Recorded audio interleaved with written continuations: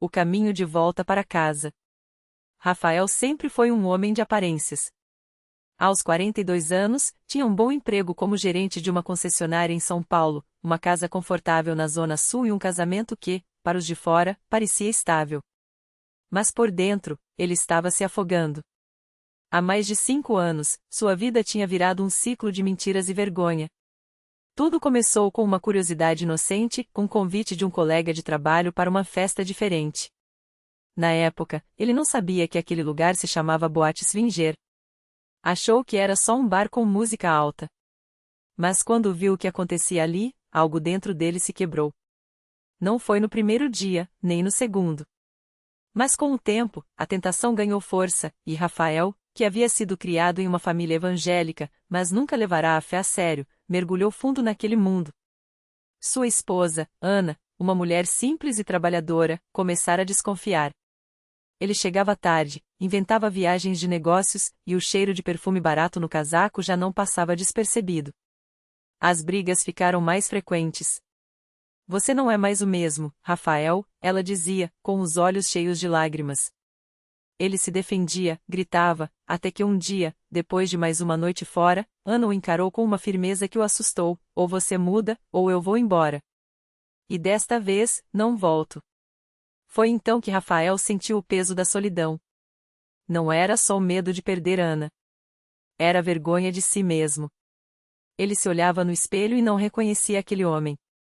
As noites de diversão não traziam mais prazer, só um vazio que doía. Uma madrugada, depois de sair da boate mais cedo que o habitual, ele parou o carro em um sinal e viu um pequeno prédio iluminado, com uma placa simples: Congregação Cristã no Brasil. Lembrou-se vagamente de ter ouvido falar daquela igreja, pessoas humildes, que não usavam instrumentos, que cantavam hinos antigos.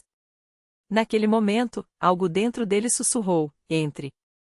Ele estacionou o carro a algumas quadras dali e caminhou até a porta. Era uma quarta-feira, dia de culto. Ao entrar, o que mais o impressionou foi o silêncio reverente. Não havia banda, nem telão, nem palmas. Só irmãos e irmãs vestidos com simplicidade, as mulheres com saias longas e cabelos presos, os homens de camisa social. No centro, um ancião de cabelos brancos, com uma Bíblia na mão, dirigia a reunião com voz serena. Todos cantavam um hino que Rafael não conhecia, mas a melodia era tão pura que lhe arrepiou a pele. Asterisco: Jesus, meu Salvador, a ti venho pecador. Lava-me no teu sangue, dá-me paz e amor. Asterisco. Ele se sentou no último banco, envergonhado. Sentia-se sujo demais para aquele lugar. Mas ninguém o olhou com julgamento. Ao contrário, uma irmã mais velha, de rosto bondoso, lhe estendeu um inário e sorriu. Rafael segurou o livro com mãos trêmulas. Quando chegou a hora dos testemunhos, um irmão se levantou e contou como Deus o havia livrado do álcool. Outra irmã falou da cura de uma doença. Rafael sentiu as lágrimas queimando. Será que Deus ainda pode me perdoar? Pensou. No final do culto, o ancião anunciou que haveria oração para quem precisasse. Se alguém aqui está com o coração pesado, venha à frente. Deus está esperando por você. Rafael hesitou. Mas então, como se uma força o puxasse, ele se levantou. Caminhou até o altar com as pernas fraquejando. Ao se ajoelhar, não conseguiu segurar o choro. Senhor, me perdoa, foi tudo o que conseguiu dizer. O ancião colocou a mão em seu ombro e começou a orar em voz alta, com uma autoridade que Rafael nunca havia ouvido antes. Pai Celestial, este filho teu está perdido, mas tu o encontraste. Lava-o, purifica-o, tira dele todo este peso. Em nome de Jesus. Os irmãos ao redor amenizaram, e Rafael sentiu algo estranho, como se uma corrente se rompesse dentro dele. Nos dias seguintes, Rafael voltou à igreja. Desta vez, foi num domingo, dia da Santa Ceia. O ancião explicou que aquele pão e aquele suco de uva representavam o corpo e o sangue de Cristo, derramados por nossos pecados. Quem está em pecado não deve participar, disse. Rafael baixou a cabeça, sabendo que não era digno. Mas o ancião, como se lesse seus pensamentos, acrescentou: mas quem se arrepende e busca a Deus, ele o recebe de braços abertos. Naquela noite, Rafael chegou em casa e, pela primeira vez em anos, olhou nos olhos de Ana sem mentir. Preciso te contar uma coisa, disse. E contou tudo. Ela chorou, mas não o expulsou. Vou orar por você, foi tudo o que ela disse. Rafael começou a frequentar a CCB todos os dias. Aprendeu os hinos de cor, participava das orações fervorosas, ouvia os sermões com sede. Um dia, depois de um culto, o ancião o chamou: Irmão Rafael, você já pensou em se batizar? Ele sentiu o coração acelerar. Tenho medo de não ser digno, confessou. O ancião sorriu: ninguém é digno por si mesmo. É a graça de Deus que nos torna dignos. No dia do batismo, a igreja estava cheia. Rafael desceu às águas vestindo uma túnica branca, símbolo da pureza que Deus lhe havia dado. Quando emergiu, sentiu-se leve, como se tivesse nascido de novo. Os irmãos cantaram o hino 42. Ó! Quão precioso é Jesus! Ele é meu tudo, meu bem, meu Salvador fiel, meu eterno Redentor. Ana estava lá, chorando de alegria. Depois do culto, ela se aproximou e segurou sua mão. Obrigado por voltar, disse. O milagre na vida de Rafael não foi um raio do céu, nem uma voz audível. Foi a transformação silenciosa de um coração. Ele deixou a boate, deixou as mentiras, deixou o homem que havia se tornado. Não foi fácil, as tentações voltavam, as memórias o assombravam. Mas toda vez que fraquejava, ele se ajoelhava e orava, como o ancião lhe ensinou: Senhor, eu não consigo sozinho. Mas em ti, tudo posso. Um ano depois, Rafael estava na frente da igreja, dando seu testemunho. Irmãos, eu era um homem morto por dentro. Mas Deus me tirou da lama, me lavou, me vestiu de branco. Não importa o quanto você caiu, se você buscar a Deus de verdade, Ele te levantará. Hoje, Rafael serve na igreja como diácono. Ajuda a organizar os cultos, visita os doentes, ora com os que estão lutando. Ana, que também se batizou, sorri quando ele canta os hinos com voz firme. Às vezes, quando passam pela rua onde ficava a boate, ela aperta sua mão, e ele agradece a Deus por tê-lo tirado dali. A lição que Rafael aprendeu é simples, mas profunda: Deus não olha para onde você esteve. Ele olha para onde você quer chegar.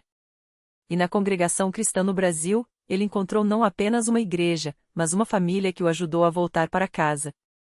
Rafael nunca imaginou que sua vida poderia se transformar tanto. Mas Deus tinha planos maiores.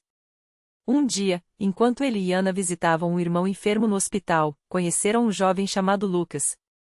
Ele estava pálido, com os olhos fundos, as mãos trêmulas. A mãe, chorosa, contou que o filho estava viciado em drogas há anos. Já tentei de tudo, irmão Rafael. Rezas, médicos, clínicas, nada adiantou. Rafael sentiu algo apertar seu coração. Lembrou-se de si mesmo, anos antes, perdido na escuridão. Olhou para Lucas e viu seu próprio passado refletido naquele rosto abatido. Sem hesitar, ele se aproximou, colocou a mão no ombro do rapaz e disse: Meu irmão, eu também já estive onde você está. Mas Deus pode te libertar. Se você quiser, eu te levo para um lugar onde a luz entra. Lucas, desconfiado, apenas balançou a cabeça. Mas algo na voz firme de Rafael o fez olhar nos seus olhos. Você acha que ainda tem jeito para mim? Perguntou, com a voz quebrada. Enquanto houver vida, há esperança. E Deus é especialista em causar milagres onde o homem diz que não tem mais solução. No domingo seguinte, Rafael voltou com o carro da igreja para buscar Lucas.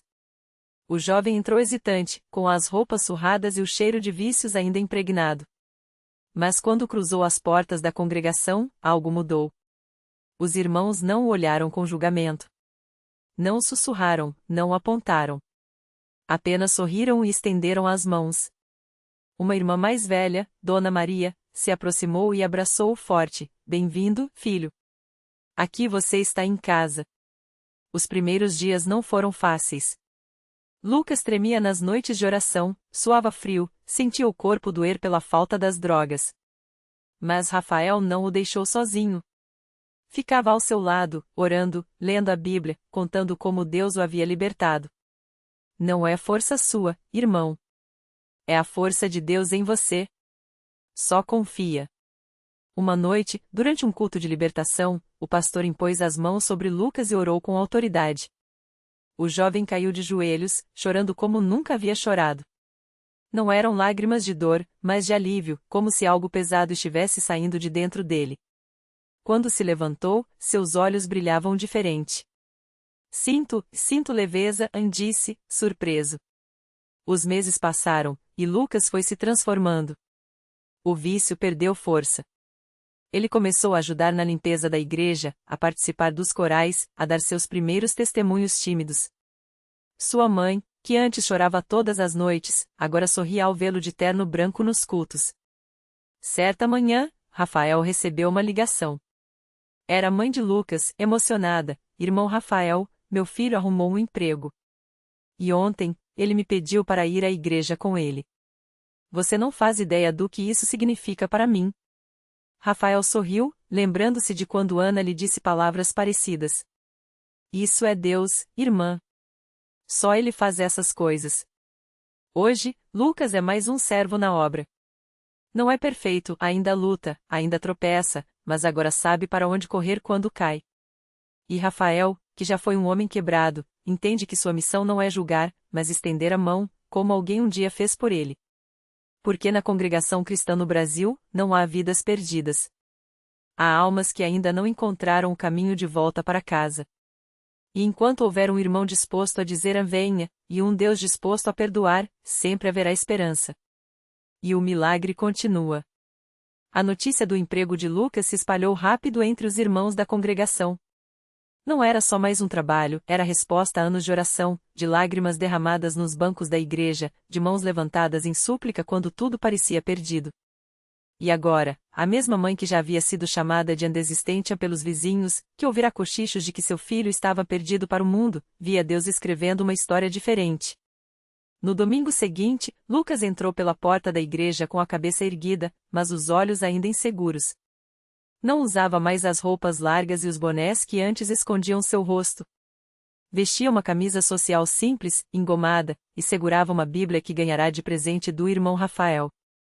Ao seu lado, Dona Maria, sua mãe, não conseguia parar de sorrir. Os irmãos mais velhos, aqueles que o viam desde criança, se aproximaram para cumprimentá-lo. Alguns apertaram sua mão com força, outros apenas a sentiram com um sorriso que dizia: sabíamos que esse dia viria. O culto começou, e quando o coro entoou o hino A Deus é Fiel, Lucas sentiu algo estranho no peito. Não era vergonha, não era medo, era uma espécie de alívio dolorido, como se uma ferida antiga finalmente começasse a cicatrizar. Ele lembrava da última vez que estivera ali, anos antes, cheio de revolta, achando que ninguém o entendia. Agora, olhava para os rostos ao seu redor e via que muitos deles também tinham histórias de queda. Mas estavam ali. De pé. Firmes. Na pregação, o irmão mais velho falou sobre o filho pródigo. Lucas baixou a cabeça. Conhecia bem aquela parábola, ou achava que conhecia. Dessa vez, porém, as palavras atingiram seu coração de um jeito novo. Ele ainda estava longe quando seu pai o viu e, cheio de compaixão, correu para seu filho, abraçou-o e o beijou. Lucas engoliu em seco. Quantas vezes sua mãe havia feito isso por ele? Quantas vezes Deus havia estendido a mão, e ele, teimoso, virava as costas? Quando o apelo foi feito, ele não resistiu. Levantou-se, tremendo, e caminhou até a frente. Não havia música alta, nem palavras bonitas, só o silêncio respeitoso dos irmãos e o som de seus próprios passos. Ao chegar diante do irmão que presidia, Lucas não conseguiu falar. Só chorou. E o irmão, sem dizer nada, colocou a mão em sua cabeça e orou. Não foi uma oração longa, cheia de palavras difíceis. Foi simples: Senhor, este filho voltou. Recebe-o de novo. E Deus recebeu. Nos meses que seguiram, Lucas não se tornou um homem diferente da noite para o dia. Ainda havia dias em que a tentação batia à porta, em que as memórias do passado o assombravam. Mas agora ele tinha algo que não tinha antes: um lugar para onde ir. Uma família que não o julgava pelo que ele fora, mas o amava pelo que poderia ser. Os irmãos da igreja não o tratavam como um projeto de caridade, mas como um irmão. Às vezes brincavam com ele, outras vezes o repreendiam com amor quando via que estava escorregando. E Rafael, seu antigo inimigo, tornou-se seu melhor conselheiro. A gente não vence sozinho, Lucas. Deus usa as pessoas. Deixa Ele te usar também. Um ano depois, em uma tarde de sábado, Lucas estava na porta da igreja, distribuindo folhetos para os que passavam. Um jovem de cabelo desgrenhado, olheiras fundas e um cigarro apagado entre os dedos parou na sua frente. Tá me oferecendo o quê, irmão? Religião? Perguntou, com um tom entre sarcástico e curioso. Lucas sorriu. Lembrou de si mesmo anos atrás. Tô oferecendo uma segunda chance. A mesma que me deram. O jovem olhou para o folheto, depois para Lucas. Você acha que ainda dá tempo para mim?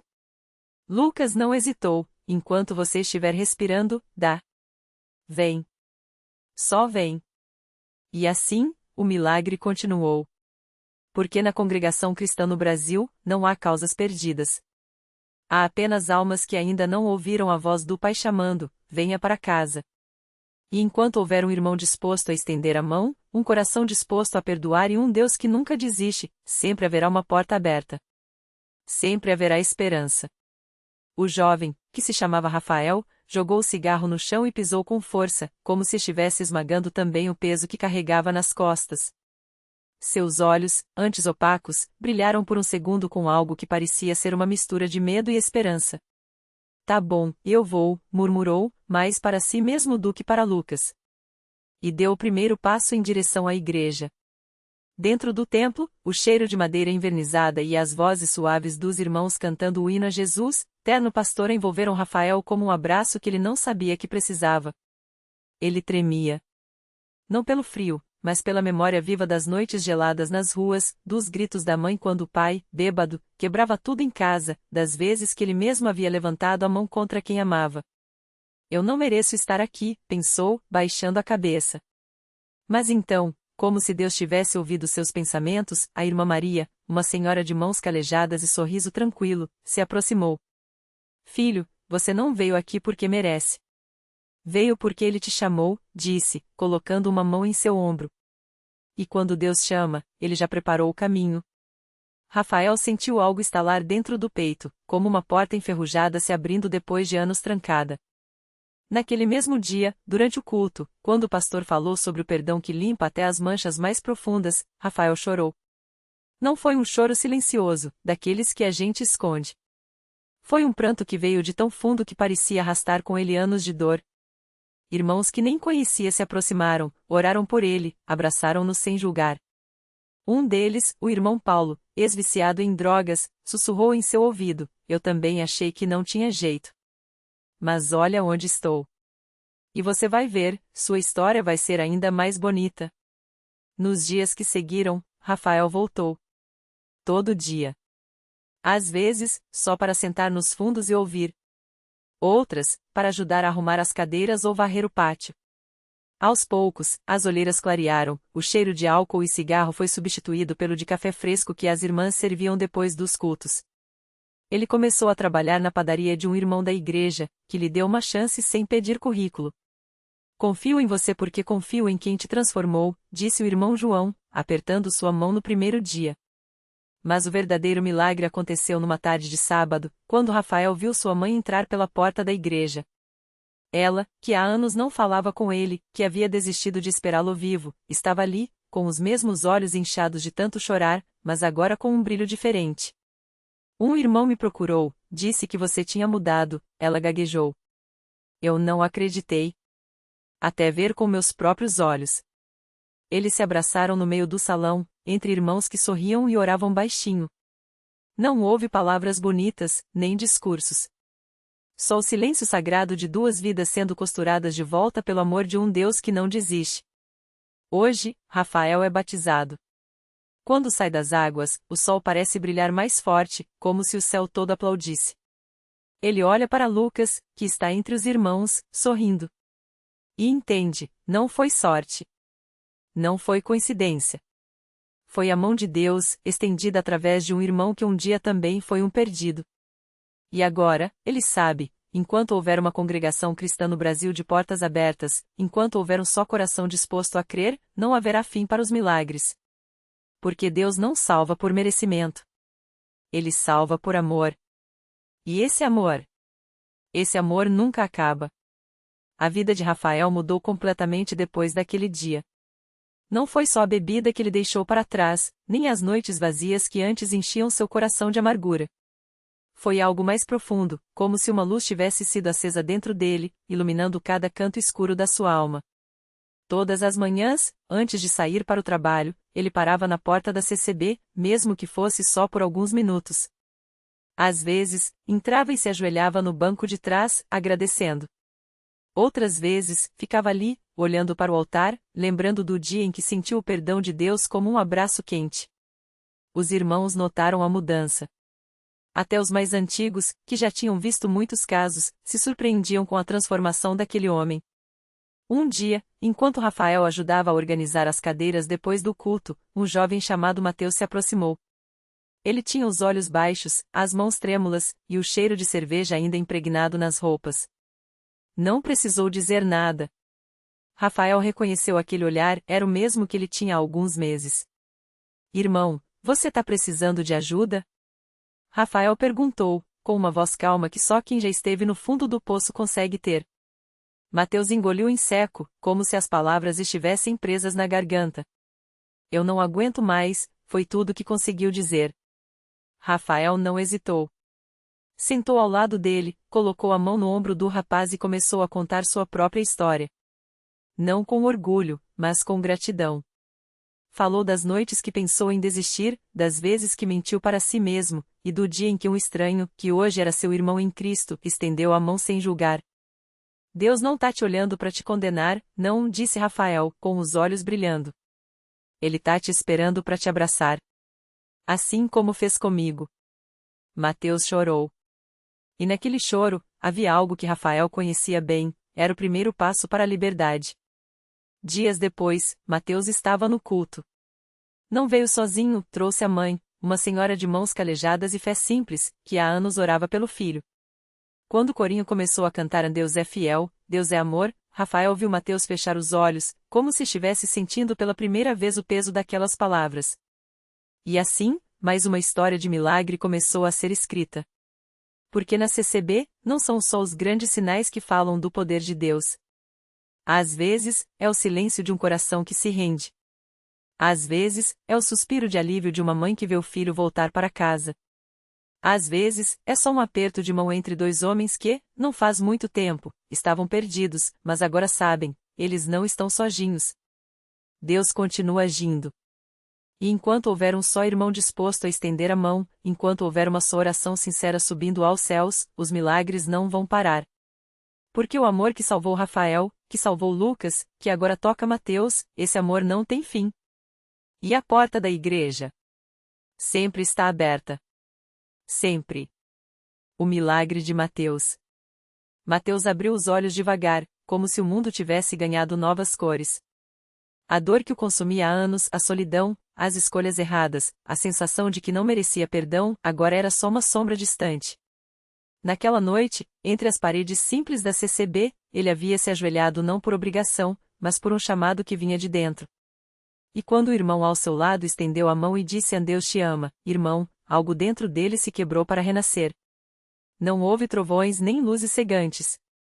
O milagre foi quieto, o coração de Mateus, antes endurecido, amoleceu como será o fogo. Sua mãe, que orava por ele em silêncio há décadas, sentiu alívio inundá-la quando o viu, pela primeira vez, cantar os hinos com os olhos brilhantes. Seu pai, homem de poucas palavras, apenas apertou seu ombro e nesse gesto, Mateus entendeu: você voltou. Na semana seguinte, ele estava de volta ao trabalho, mas algo havia mudado. Os colegas notaram: menos impaciência, menos queixas, mais gratidão. Até o vizinho, um senhor cético que sempre torcia o nariz para essas coisas de religião, parou para perguntar: o que aconteceu com você, rapaz? Mateus sorriu. Aconteceu que eu parei de correr. Reflexão: o milagre que não vemos.